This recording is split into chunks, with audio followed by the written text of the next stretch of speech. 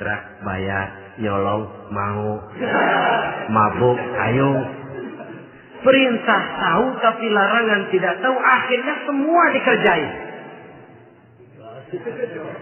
Barangkali yang rada bingung malaikat bagaimana nyatatnya ini. Kotor absen. Gelas yang ada di hadapan saya ini, kalau semua diisi air putih macam ini, kan jelas bisa diminum orang. Kalau semua diisi bensin, jelas bisa diminum motor. Tapi kalau separuh diisi air putih, separuh diisi bensin, kacau. Kalau gelas yang ada di hadapan saya ini sepenuhnya diisi air putih, jelas bisa diminum orang. Kalau sepenuhnya diisi bensin, juga jelas bisa diminum motor. Yang repot kalau separuh diisi air putih, separuh diisi bensin. Kacau statusnya. Orang minum mabuk, motor minum pun mogok. Dijual juga tidak laku barang campuran.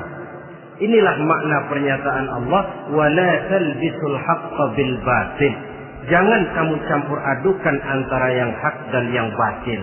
Perintah dikerjakan, larangan pun dikerjakan juga. Kelompok ketiga, ada pula manusia yang tahu larangan tapi tidak tahu perintah. Larangan tahu tapi perintah tidak tahu. Jahat sama tetangga tidak. Mencuri tidak. Mabuk tidak. Zina tidak. Sholat tidak. Puasa tidak. Polos. Semua serba tidak. Dan yang terakhir, kelompok keempat, perintah tidak tahu, larangan pun tidak tahu. Ini masuk kelompok makhluk gratis. Misalnya kambing, ayam, kerbau, itu kan makhluk-makhluk yang memang perintah tidak tahu, pun larangan juga tidak tahu. Nah, dalam hubungannya dengan ini, saya mengajak, marilah kita berusaha sekuat mungkin menjauhkan diri dari minuman keras yang jelas bahayanya dengan hidup tidak jauh dari bimbingan agama. Hadirin kaum muslimin rahimakumullah. Kawan seiring dan sejalan dari minuman keras, judi namanya. Saudara kembar barangkali. Yang satu sering menimbulkan yang lain, tetapi bukan tak jarang keduanya berjalan berdampingan. Posisi judi dan arak ini dalam Quran sama bahayanya. Apa sebab? Mentalitas judi adalah mentalitas sirkel, lingkaran setan. Artinya, yang menang biasanya ketagihan, yang kalah biasanya penasaran. Ini yang menyebabkan orang tidak mau berhenti. Kalau dia menang, dia ingin mencoba untuk menang dalam jumlah yang jauh lebih besar lagi.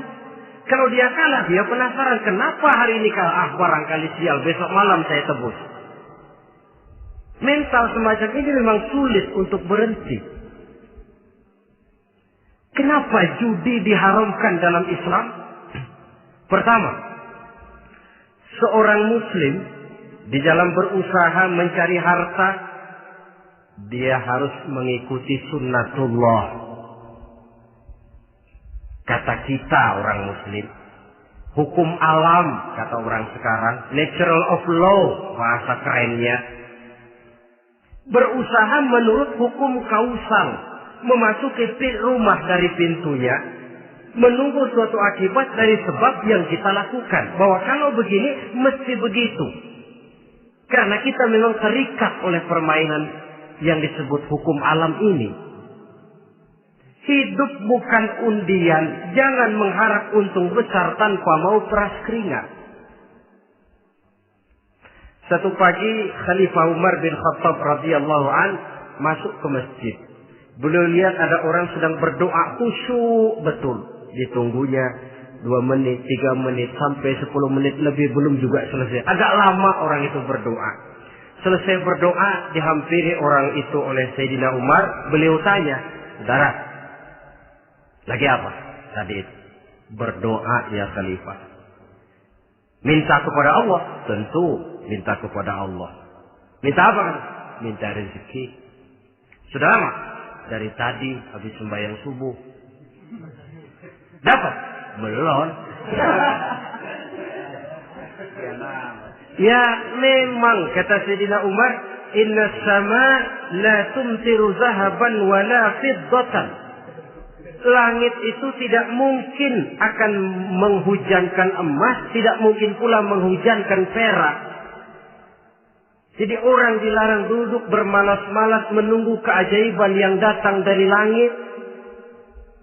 Karena memang hidup ini bukan undian. Jadi jangan mengharap untung besar tanpa mau peras keringat. Di dalam berusaha kita terikat oleh sunnatullah. Kalau begini sebab penyebabnya, akan begini akibat yang ditimbulkannya. Yang kedua, Islam menjadikan harta manusia itu sebagai benda berharga yang dilindungi. Mengambilnya dengan judi termasuk memakan harta orang lain dengan cara yang batil. Yang ketiga, judi itu sendiri dapat menimbulkan permusuhan dan pertentangan antara para pemain itu sendiri. Meskipun kelihatannya kompak duduk dalam satu meja yang saling berhadap-hadapan, yang kalah kelihatannya pasrah, tetapi kan itu cuma kulit permukaan. Batinnya bagaimanapun juga yang kalah itu tetap mendendam. Sedangkan yang kalah di samping mendendam juga mengomel, mencaci mungkin. Ya lawan bermainnya, ya mungkin juga dirinya sendiri. Dan yang keempat, judi itu merusak aktivitas hidup. Membuat orang membuang waktu dengan tidak terasa, dan yang pada gilirannya merupakan orang kepada tanggung jawab. Wah, kalau sudah memegang kartu, konon kabarnya, saya sendiri alhamdulillah belum pernah,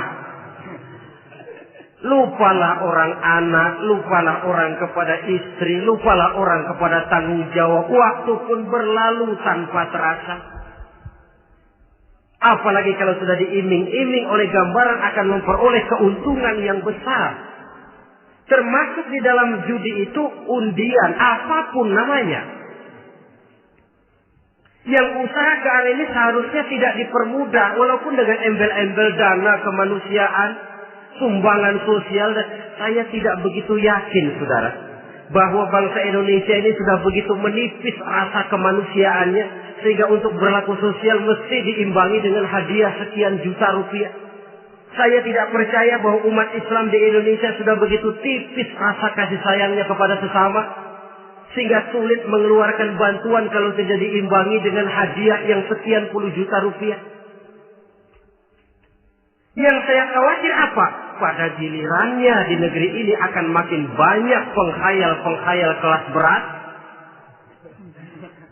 tukang-tukang lamun kelas tinggi, yang hidup cuma ngumpulin jikalau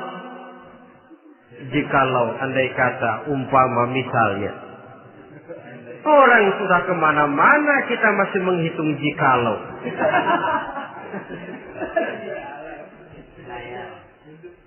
Orang boleh saja mengharap burung terbang tinggi, tapi punai di tangan jangan dulu dilepas. Artinya, idealisme silahkan terbang setinggi langit, tapi kaki harus tetap berpijak di alam realita. Bahwa memang lebih baik makan singkong dalam kenyataan daripada makan roti tapi ngimpi.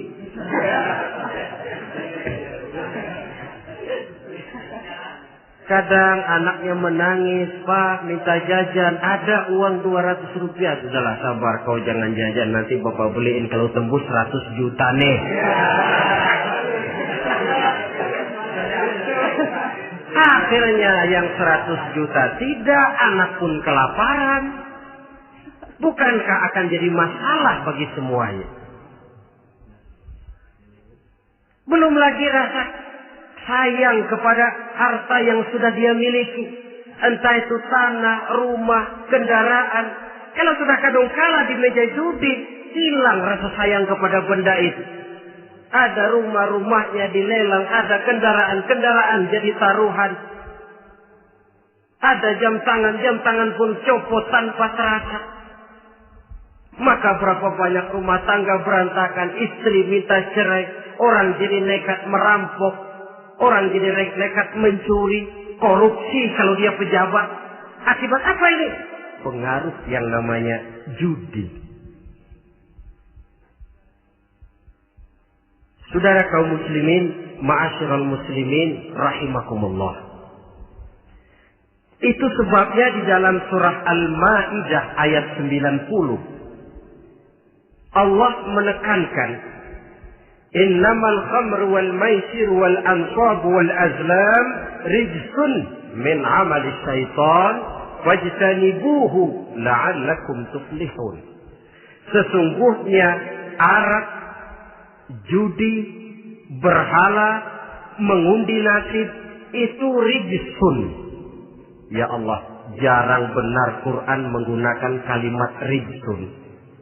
Rijsun ini sudah merupakan puncak kekotoran.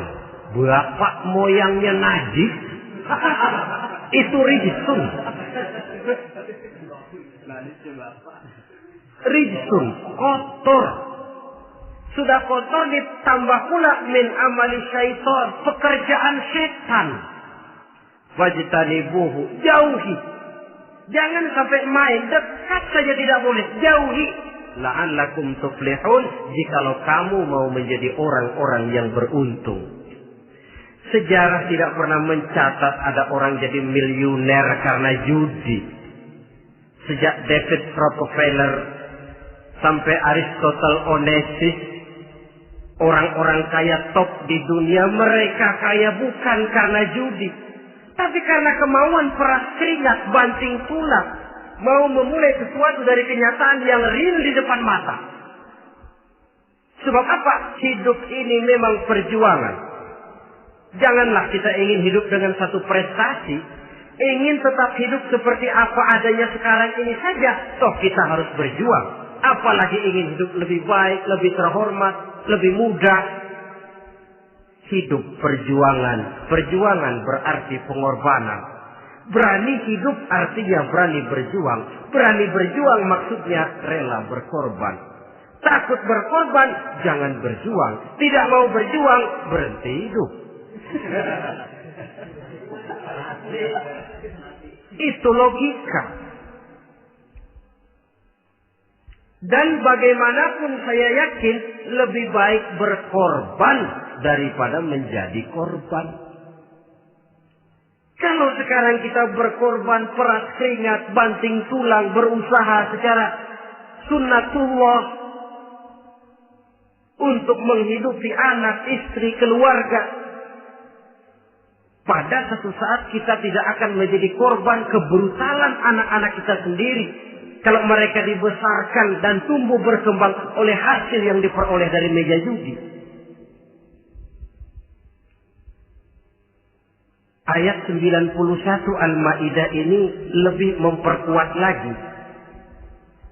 Kalau itu arak, judi, berhala, mengundi nasib adalah perbuatan setan, sebenarnya setan mau apa sih? Ayat 91 menegaskan, innama yuridu syaitanu ayyuqi'a bainakumul adawata wal baghdha'a fil khamri wal maisir. Yang dimaui setan itu tidak lain supaya dengan arak dan dengan judi timbul